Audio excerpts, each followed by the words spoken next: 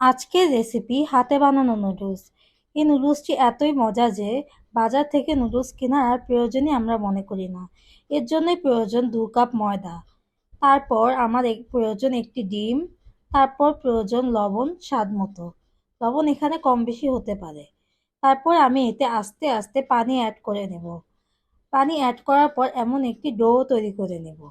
তারপর এই ডোটিকে আমি রুটি বেলার ফিরিতে একটু মথে নেব। মথে নেওয়া হয়ে গেলে এটিকে আমি সমান 4 ভাগে ভাগ করে একটি ভাগকে আমি এখানে ময়দা ছিটিয়ে রুটির আকারে শেপ করে নিতে হবে। এভাবে রুটির আকারে শেপ করা হয়ে গেলে আমি এতে এখন দুপাশ দিয়ে এভাবে ভাঁজ করে নেব। ঠিক এভাবে ভাঁজ হওয়ার পর আমি এটিকে কিনার থেকে ছুরি দিয়ে কেটে নেব। ছুরি দিয়ে কাটা হয়ে গেলে আমি এখন এটিকে দুপাশ থেকে খুলে নিব। ঠিক এভাবে দুপাশ থেকে খুলে নিতে হবে একটি একটি করে। আমার সবগুলো খোলা হয়ে গিয়েছে। এখন নুডলসের মতন শেপ হয়ে গিয়েছে। এখন আমি এগুলোকে ফুটন্ত গরম পানিতে ঢেলে দেব। ঢেলে দেওয়ার পর আমি এটিকে 5 মিনিট পর্যন্ত সেদ্ধ করে নেব। 5 মিনিট পর্যন্ত সেদ্ধ করার পর আমি এটিকে ছেঁকে নেব। তারপর এটিকে ভালো করে পানি দিয়ে ধুয়ে নিতে হবে, ঠিক এরকম করে।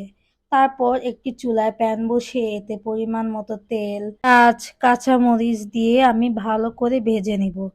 তারপর ভালো করে ভেজে নেওয়া হয়ে গেলে একটি ডিম দিয়ে দিব। ডিম দেওয়ার পর এটিকে আবারও ভালোভাবে ভেজে নিব। এভাবে একটু লালচে কালার হয়ে গেলে আমি এতে সেই সেদ্ধ করা নুডলসগুলো দিয়ে দিব। নুডলসগুলো দেওয়ার পর আবারও ভালো করে নেড়ে চেড়ে নিব। তারপর আমি এতে সস দিয়ে দিব, ম্যাগি মশলা দিয়ে দিব। ম্যাগি মশলা দিলে কিন্তু নুডলসের স্বাদ আরও দ্বিগুণ হয়ে যায়, মানে স্বাদ আরও বেড়ে যায়। তারপর নুডলসের মশলা দেওয়ার পর আমি এতে পরিমাণ মতো লবণ দিয়ে দিব। লবণ দেওয়া হয়ে গেলে এটিকে আবারও ভালোভাবে নেড়ে চেড়ে নিব। নেড়ে চেড়া হয়ে গেলে আমি এতে পরিমাণ মতো ধনিয়া পাতা দিয়ে দিব।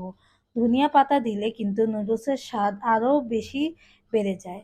এরপর আমি এটিকে সার্ভ করে নেব। এটি কিন্তু বাসায় অবশ্যই একবার হলেও ট্রাই করে দেখবেন। সবাই চেটেপুটে খাবে। সো আজকের জন্য গুড বাই।